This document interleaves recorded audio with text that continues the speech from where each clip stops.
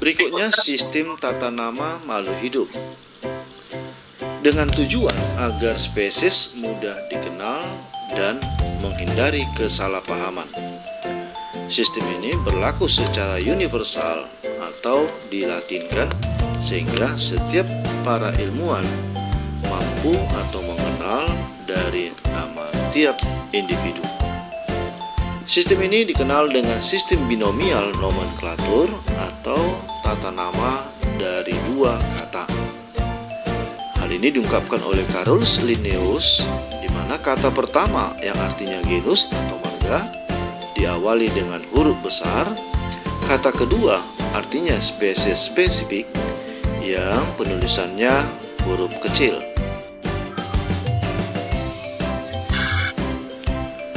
Nah, perhatikan contoh penulisannya seperti karika papaya atau pepaya. Bila ditulis dengan huruf cetak, maka perlu ditambahi garis bawah.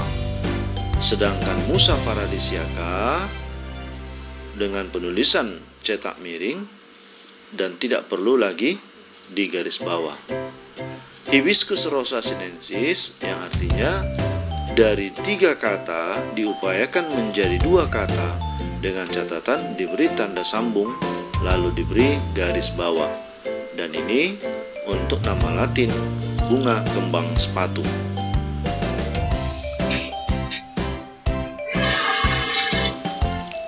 Berikutnya perkembangan klasifikasi makhluk hidup. Yang pertama, sistem 2 kingdom. Sistem ini diungkapkan oleh Aristoteles yang terdiri dari 2 kingdom, yaitu Plantae dan Animalia. Yang kedua dikenal dengan sistem 3 kingdom, yang artinya menunjukkan ada penambahan kingdom yang diungkapkan oleh Ernst Haeckel. Ini diungkapkan setelah ditemukan mikroskop cahaya. Adapun yang 3 kingdom itu yaitu Protista, Plantae, dan Animalia, artinya bahwa muncul kingdom baru yaitu Protista, yang artinya ternyata ada makhluk hidup yang berukuran kecil.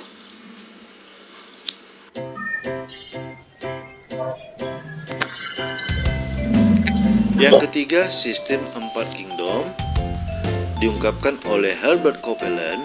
Saat itu telah ditemukan mikroskop elektron, sehingga 4 kingdom tersebut adalah Monera, Protista, Plantae, dan Animalia. Dengan ditemukannya mikroskop elektron, telah ditemukan ada ternyata mikroorganisme yang belum memiliki membran inti. Itulah kelompok Monera. Yang keempat, sistem 5 kingdom yang diungkapkan oleh R.H. Whittaker dengan dasar cara memperoleh makanan dan struktur sel, sehingga muncullah kingdom baru yaitu kingdom fungi. Maka 5 kingdom tersebut adalah Monera, Protista, fungi, Plantae, dan Animalia. Berarti fungi yang berasal dari Plantae.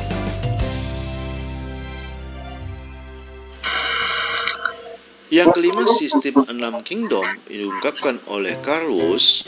Dasarnya ada perbandingan RNA ribosom dan urutan lengkap genom, sehingga muncullah 6 kingdom, yaitu Archaebacteria, Eubacteria, Protista, fungi, Plantae, dan Animalia. Hal ini mengartikan bahwa Archaebacteria dan Eubacteria memiliki perbedaan dalam hal ada tidaknya peptidoglikan. Archaebacteria tidak memiliki peptidoglikan, sedangkan Eubacteria memiliki peptidoglikan. Yang keenam, sistem 8 kingdom diungkapkan oleh Thomas Cavalier Smith yang mengartikan bahwa Protista menjadi Archaeozoa, Protozoa, dan Chromista.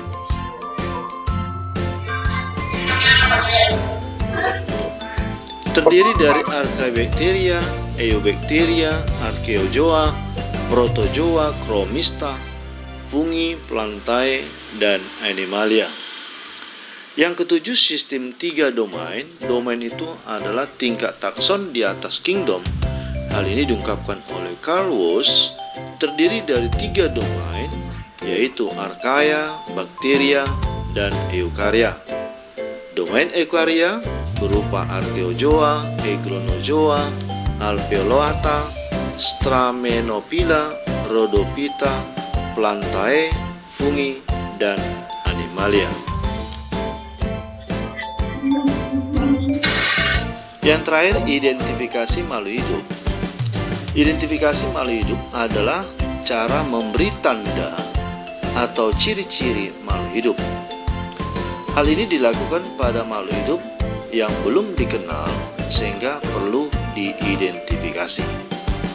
Tujuannya mencari persamaan atau perbedaan dengan organisme lainnya.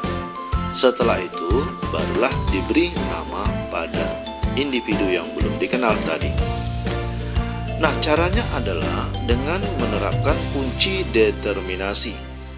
Adalah petunjuk untuk mengidentifikasi suatu organisme ke dalam suatu tingkat takson dan menggunakan bentuk alternatif yang sifatnya berlawanan atau dikenal dengan dikotom. Inilah yang diungkapkan oleh Carolus Linnaeus.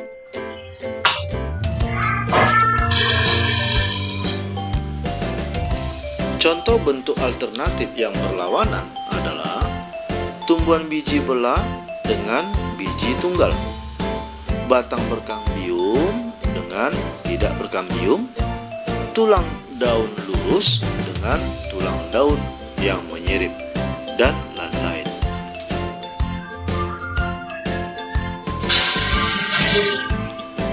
Nah, sekarang perhatikanlah contoh mengidentifikasi makhluk hidup dengan sistem dikotom.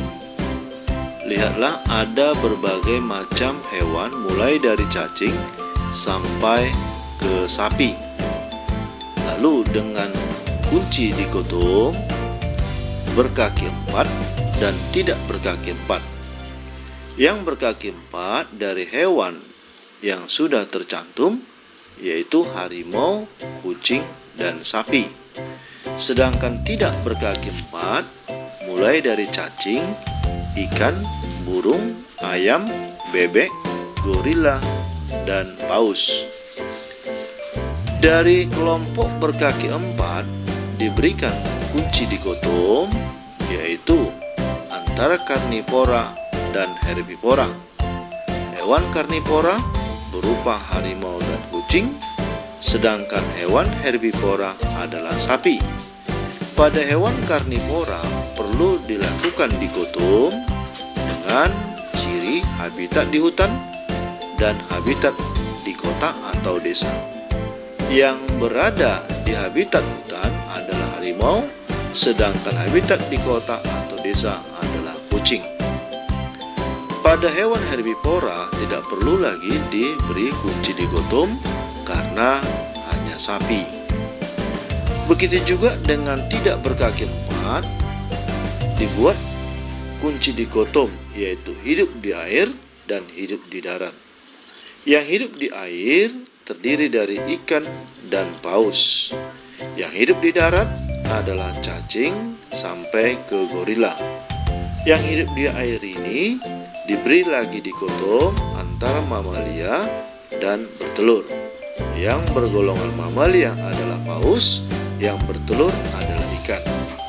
Sedangkan yang hidup di darat diberi kunci dikotom, yaitu unggas atau bukan unggas.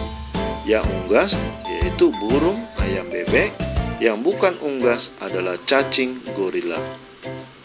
Dari unggas diberi dikotom bisa terbang dan tidak bisa terbang.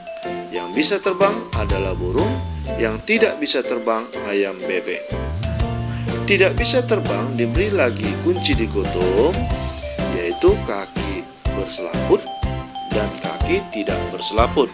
Yang berselaput adalah bebek, yang tidak berselaput adalah ayam. Kelompok yang bukan unggas, yaitu cacing, gorila, diberi lagi kunci dikotom, yaitu bertulang belakang dan tidak bertulang belakang. Yang bertulang belakang adalah gorila, Yang tidak bertulang belakang adalah cacing. Nah, inilah merupakan contoh dari sistem dikotom. Sehingga kita ambil satu contoh untuk mengidentifikasi ayam adalah ayam berupa kaki tidak berselaput, tidak bisa terbang, adalah kelompok unggas dan dia hidup di darat. Lalu hewan ayam tidak berkaki empat. Itulah identifikasi dari ayam. Oke, itulah anak-anak sekalian pembahasan kita tentang klasifikasi makhluk hidup. Semoga pembahasan ini bisa berguna bagi kita semuanya. Terima kasih.